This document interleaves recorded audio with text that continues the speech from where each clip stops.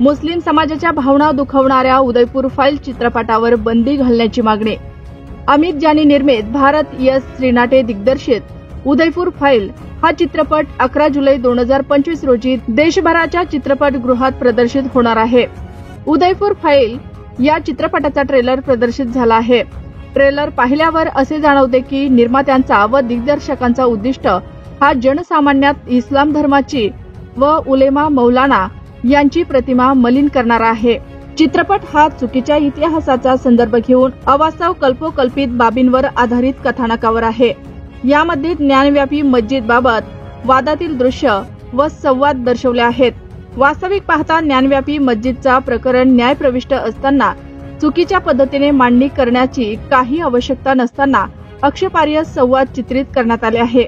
इस्लाम धर्माचे प्रेषित मोहम्मद पैगंबर यांच्या वैवाहिक जीवनाच्या बाबतीत आक्षेपार्ह संवाद चित्रित करण्यात आले आहे। मुस्लिम मौलाना यांची प्रतिमा मलिन करणारे दृश्य चित्रित करण्यात आले आहे। सदरील चित्रपट पाहिल्यानंतर हिंदू समाज बांधवांमध्ये मुस्लिम समाजाकडे पाहण्याचा दृष्टिकोन बदलला जाण्याची शक्यता नाकारता येत नाही।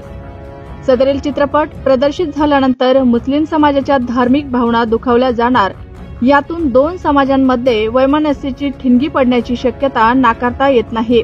भारत देश विविधतेत एकता या स्वरूपात ओळखला जातो, त्यातल्या महाराष्ट्र राज्य पुरोगामी विचारसरणीचा आहे। मुस्लिम समाजाच्या धार्मिक भावनांचा विचार करून देशाच्या एकता एकात्मतेला बाधा निर्माण करणारा उदयपूर फाईल हा चित्रपट महाराष्ट्रात प्रदर्शित करण्यास परवानगी देऊ नये अशी मागणी आज दिनांक 4 जुलै शुक्रवार रोजी सेलू शहरातील मुस्लिम बांधवांच्या वतीने महाराष्ट्र राज्याचे मुख्यमंत्री यांना सेलूचे उपविभागीय अधिकारी यांच्या मार्फत पाठवण्यात आले आहे। निवेदनात नमूद करण्यात आले आहे की सदरील चित्रपट आम्ही सेलू शहरात प्रदर्शित होऊ देणार नसल्याचा इशारा देण्यात आला आहे।